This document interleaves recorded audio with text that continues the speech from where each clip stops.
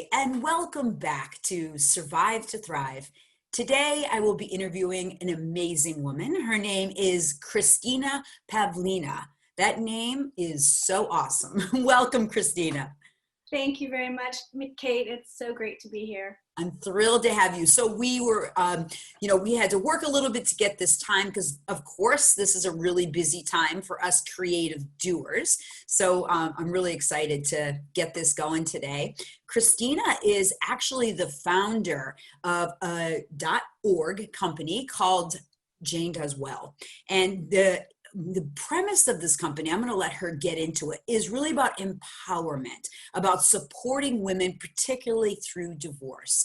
And this is a passion project and something that Christina spends much of her time helping and supporting women through this really challenging time. So welcome, Christina. Thank you very much. Thank you. Yes, I'm the founder of a nonprofit called Jane Does Well. And the name Jane Does Well is basically a pseudonym for any Jane, every woman. And really the name is Jane Does Well because I help and support, our organization helps and supports women who are going through divorce. And one of the biggest questions they always ask is, am I going to be okay? Am I going to do well? So we wanted to really, the name to reflect that you're going to be okay. And really that is the premise of everything that we do. We are basically a conversation, we're a hug, we're an empowering group of women that all support each other. The women who come to us are either contemplating going through the process or have been divorced for many years. I recently had a couple members who are already remarried.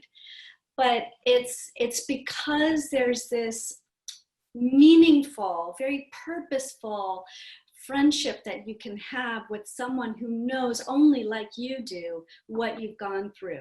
And right. That connection is very deep, and you can really form a perspective that can help you in life, going through life stronger.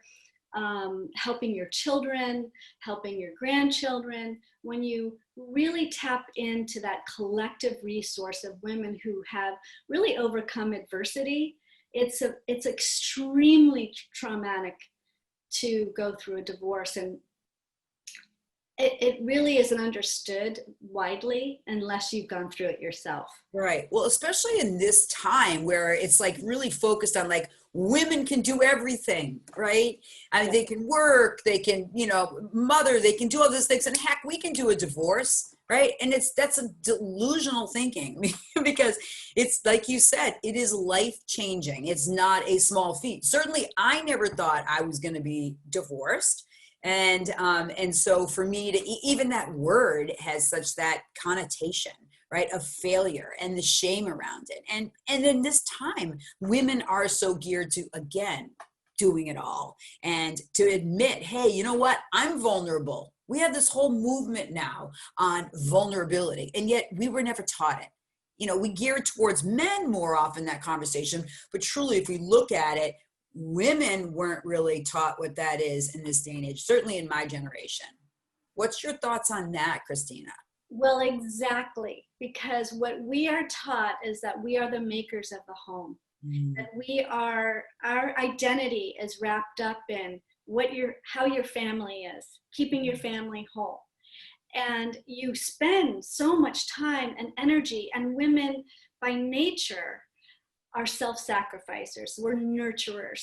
We're really compassionate. So we have lots of empathy. So we spend all of our energy on that. And when we see that it is not working and it's actually kind of destroying, whether it's, our own self-esteem, or you're looking at the children are looking at you like what's happening, at some point you realize this is more destructive than it is beneficial. But that it doesn't mean that it doesn't come with loads of shame. And even your own friends and family have a really hard time with you stepping out of something that they believe you were born to do, which is keep this family intact. And so trying to reclaim yourself may seem like a selfish act. Oh, But yes. in truth, it's that oxygen mask that you really have to take that big gulp of breath. And you have to say, okay, I am in charge of this family. And we have to do something now that's going to be hard. But in the long run, it's going to benefit us. We're all going to get through this. And we're going to find our peace. We're going to find that place of peace. But it's hard when you're getting these messages from people who are afraid, and that fear, and it'll infiltrate. And that is the most dangerous place for a woman, because they're really at risk of losing hope altogether, right? And if you have no hope, you have nothing, right? Right. So true. So when you're thinking about like meeting people like that in that transition, and I think that I know that you and I've talked about this before, but how do we help people build a new network? You know, obviously Jane Does Well is exactly that. But when you're feeling isolated, because this is the truth, when you go through any kind of transformation, it doesn't matter what it is, your relationships around you change. And the part that's most painful is oftentimes it's the people that are closest to you, that love you, that don't support you, or unable to support you. That's I think the biggest shocker. You know, like all of a sudden you're like, wait, you know, your married friends kind of treat you different, your family of origin treats you different, your children are giving you a hard time, and meanwhile you are in the middle of it. Just as you said, here we are supposed to be the keepers, and all of a sudden we're viewed as the destructors. Yeah. Nuts. What the really biggest benefit to any woman in that situation is going to be to reach out to someone who understands what you're going through. And it's hard because women, they really want everyone to think that they're doing everything well. So reach out to somebody who is a stranger, but who is there to help you. But the thing that I really notice is I'll start talking about what they must be feeling. They'll tell me a little of their story, and I'll say, this is how you must be feeling, and this must be happening. And I hear it in their voice. They soften, they just turn to mush, and they'll say to me, yes, that is it. That is it.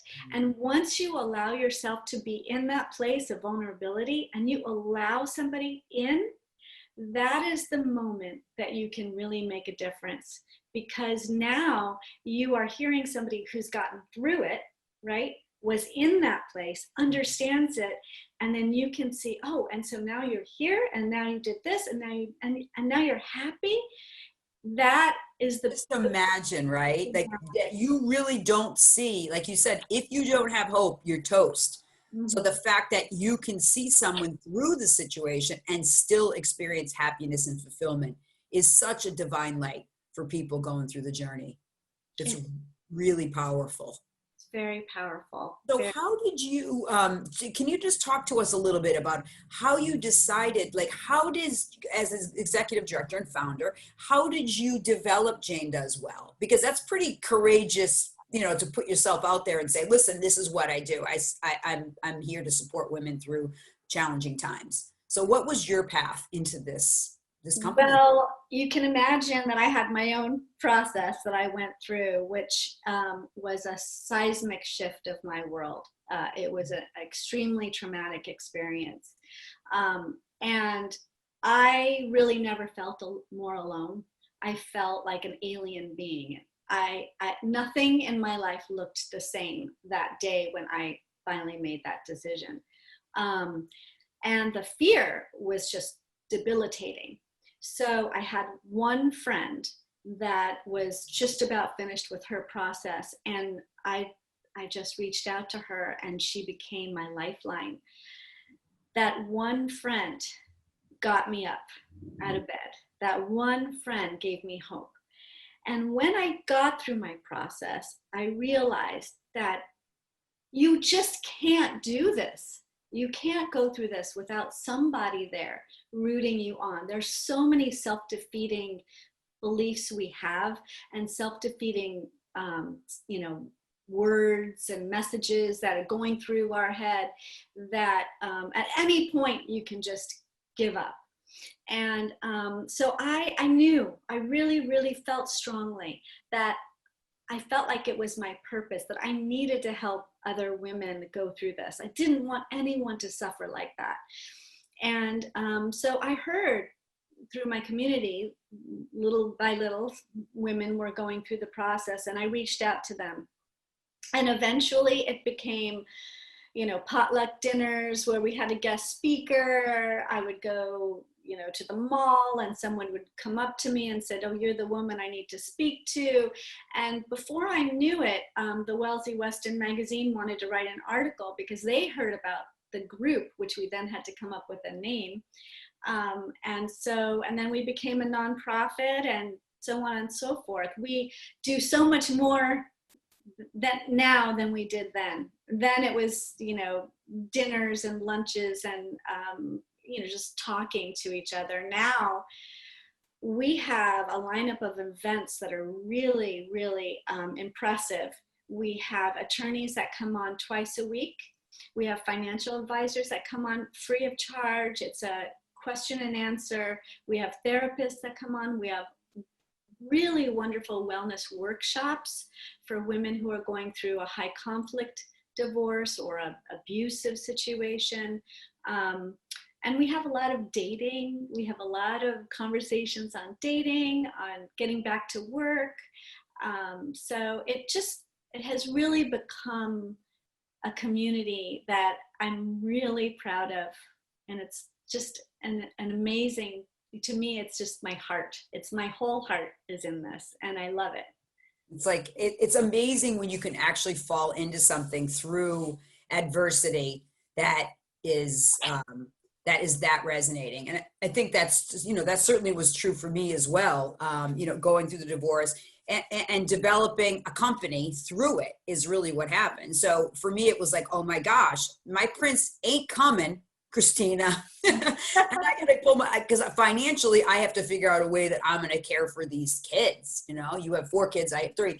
So it's, you know, that's what that seismic shift was like. Wow, I gotta count on myself and what that looked like despite all the obstacles and that we go through. It's super intense. When you were young, like, I'm just curious, what did you want to be when you grew up? What was your fantasy? That's really interesting that you say that, because I had an unconventional childhood, and I had a childhood where I didn't receive a lot of messages that were giving me sort of aspirations of grandeur. I really did not believe that I would amount to anything. So it really wasn't anything in my childhood experience that I, you know, really, what happened in my childhood experience is I spent a lot of time alone.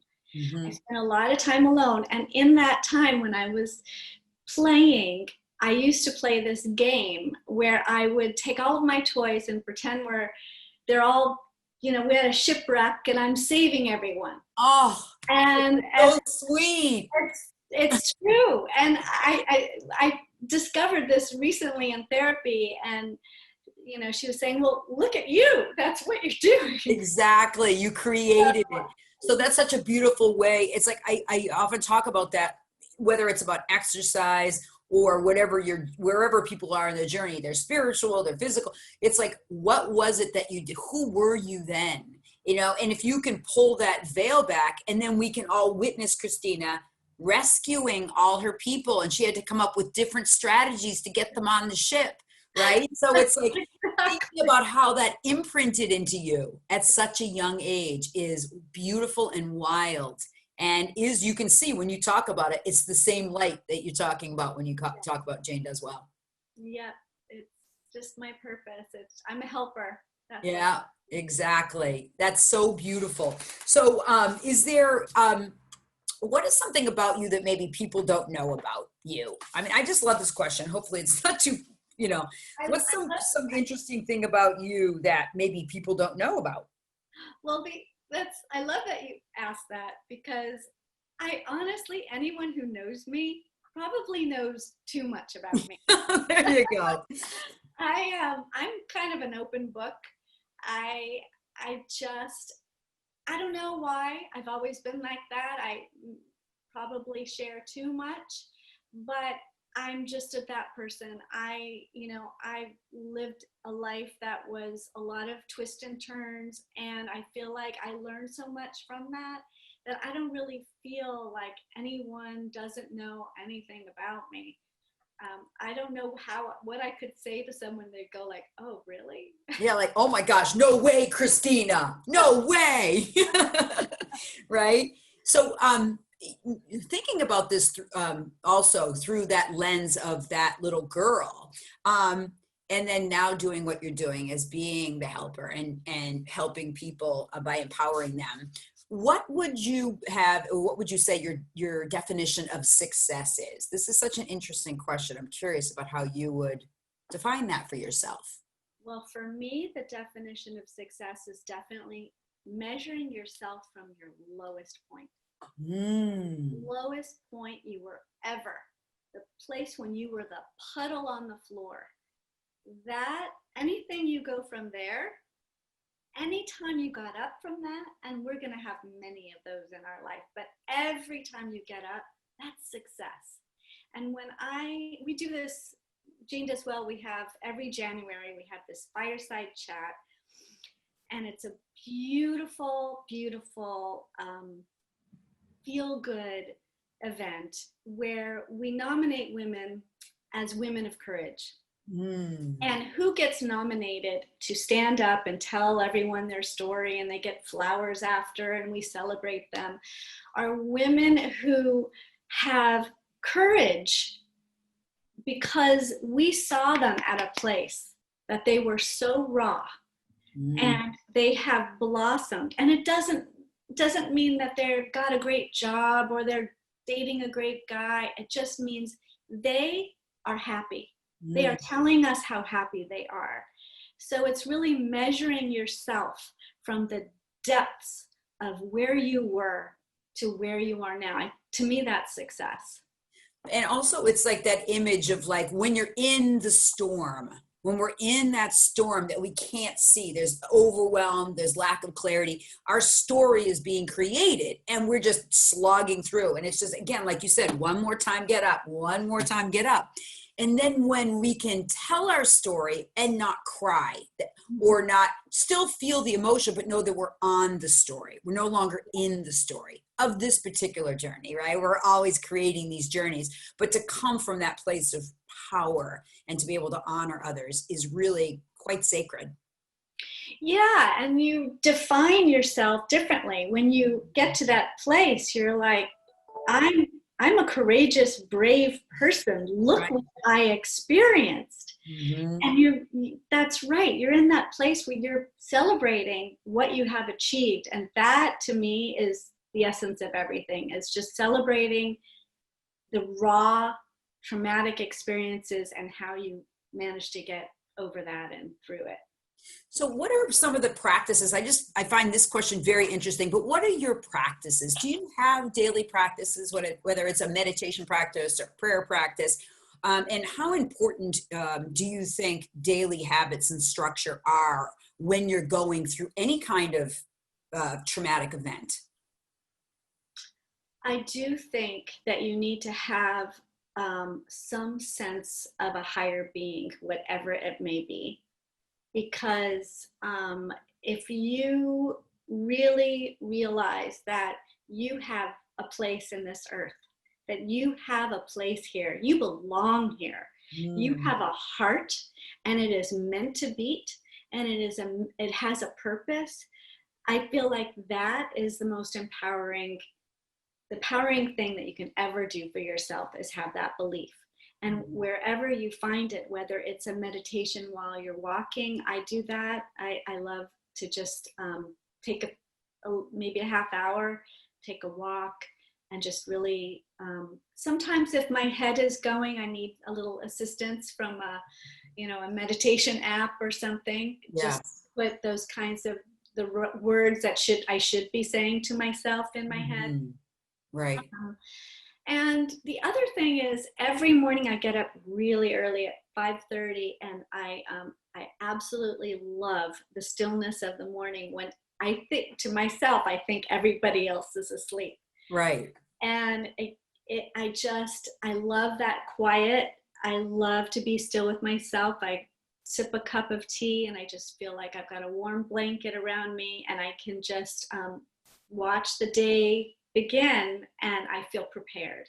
Mm. So I think that those two things are very I helpful. love that. So, question for you.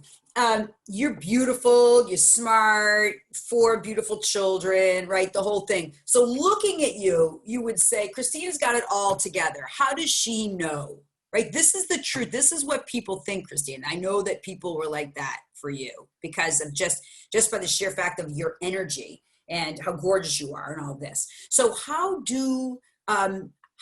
what do you want to tell people about that? That people perceiving you a certain way and thinking, oh, everything's easy to Christina. Well, nothing came easy to me. I've had a lot of setbacks in my life, a lot of failure. And probably the one that is the biggest one, of course, is my 20-year marriage. And it was a really a pivotal point to me, is realizing that at 20 years, and I've invested so much into it, that this wasn't going to work anymore. I had to think, how did I get here? Once I realized, how did I get here? How did I do this? I have not grown in 20 years. I was in survival mode. I gave my whole self up, and I wasn't feeling respected or valued, and I didn't even value myself. I lost my whole self. And I don't know how I got there. I didn't then. I've spent a lot of time thinking about it since, and it's deep. It's deep. And it really made me reflect on, my own childhood and why I chose that, person to basically dictate my whole life, and why I gave in so willingly. Right. Well, you had a basic need, right? So Yeah. I like the word, you use the word unconventional childhood, right? So unconventional, spent a lot of time by yourself, was not validated when you were young, used to be silenced, not seen. So it was convenient for you. It was what you knew. What I knew. What you knew. And that was how you would define, and then most likely, security and love. Imagine, right? Not uncommon. The statistics show that women stay in abusive relationships and leave 7 times. Okay. It's not like when people say you can just get out of that marriage. No, right? Because there's patterning that has happened. So if people are full of self-judgment, right? So let's just say that's a big piece of it, right? Self-judgment, how other people are going to perceive of me. What would your advice be to that? Because you lived through that, the feeling of judgment, that this was the right thing and all of these things. How did you move through that? Especially with the judgment. I think, well, actually, I think it was my girlfriends who I opened up to are the ones who told me repeatedly that you are not this person, that you are better than that, and you're better than that, and we want to see you better than that. And so I really, really believe in sistering. I really believe in a sisterhood.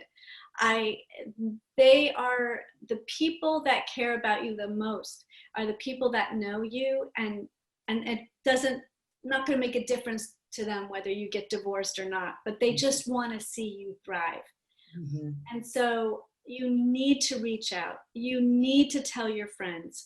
People are afraid to tell even their closest friends that they're going through this. And you're going to need those people when you stand up for yourself. And then understanding that some people are going to go away. It's going to happen because it's loss upon loss as we rebirth into who we came here to be.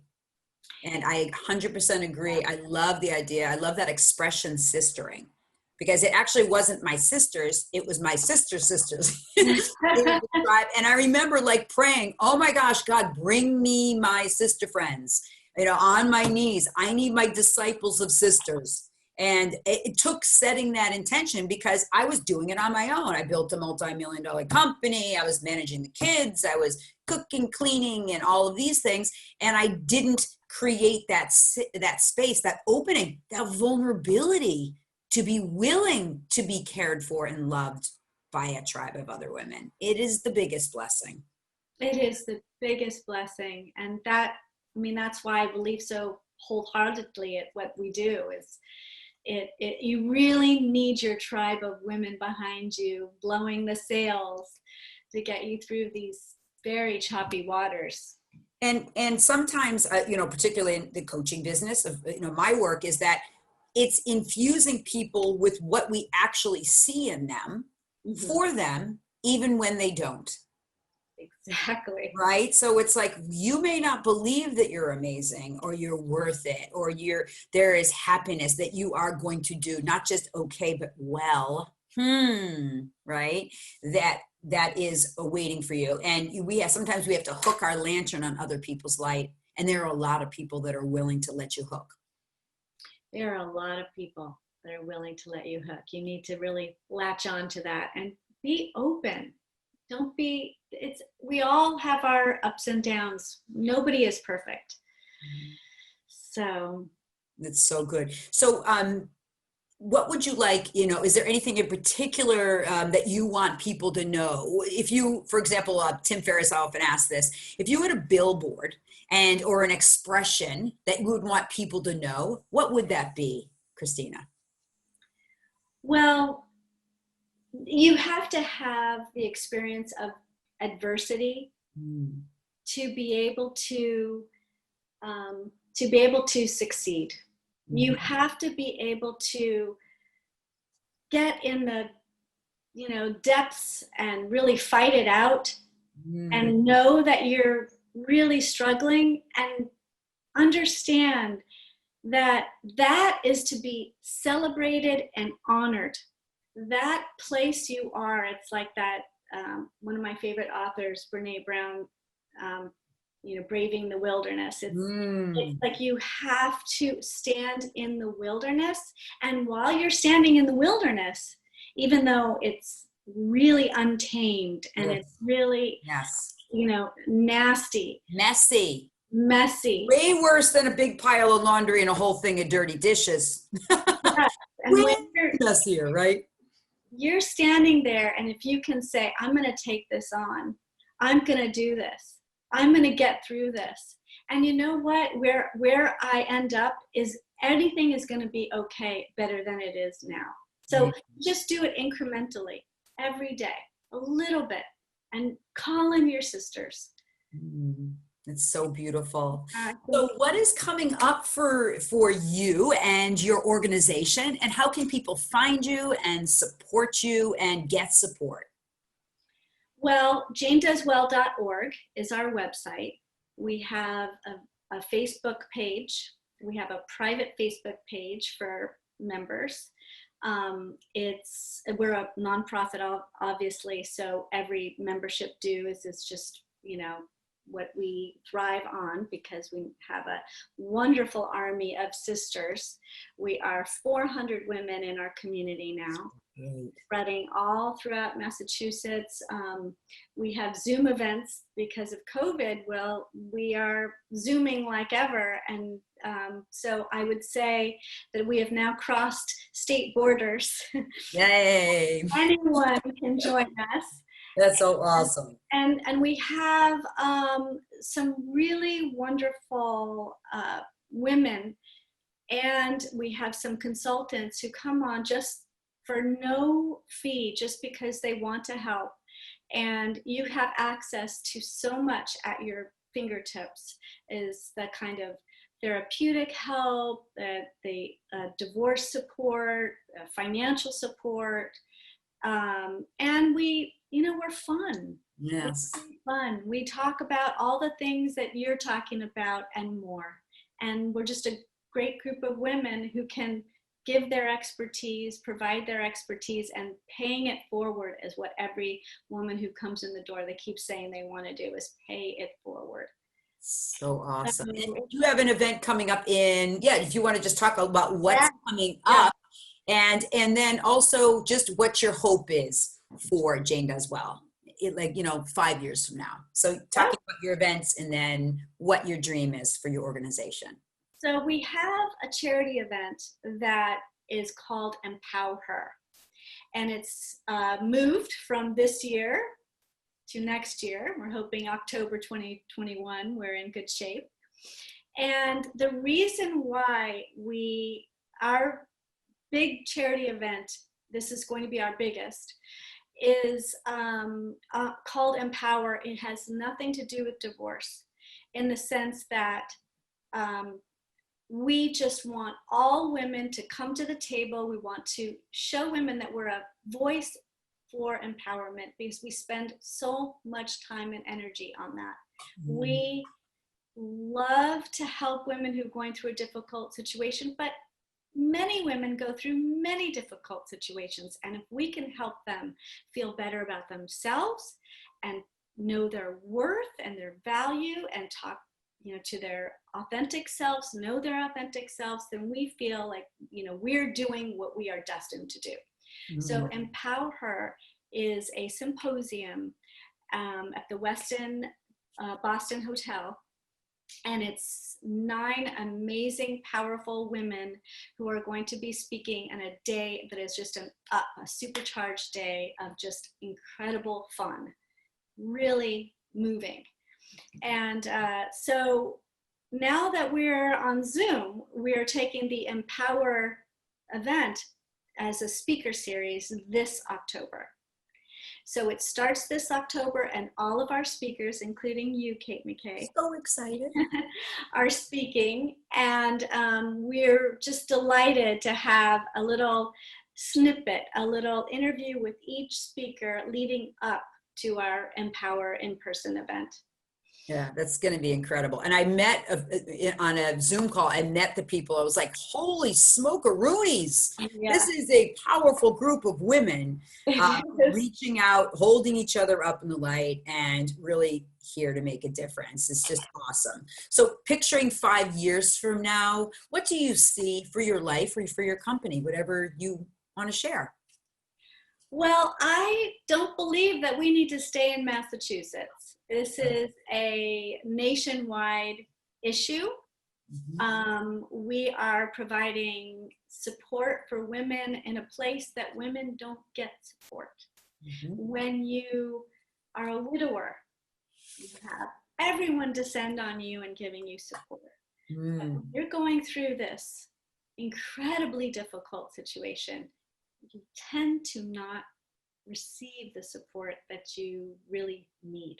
Mm-hmm. And so I really don't want women to miss out. I want women everywhere to be able to tap in, find a group of women that is your community, your tribe, that's going to speak to you, that's going to hold your hand and help you through it. And why should I limit it to this state? I want to move throughout the I love that. We're going to get some chapters going. I have someone for you we talked about already that will she's in Texas. So she'll be reaching out to you for sure. It's super awesome. So yeah. Good. And then anything personal for you of how you want your life to be in 5 years that you want to share?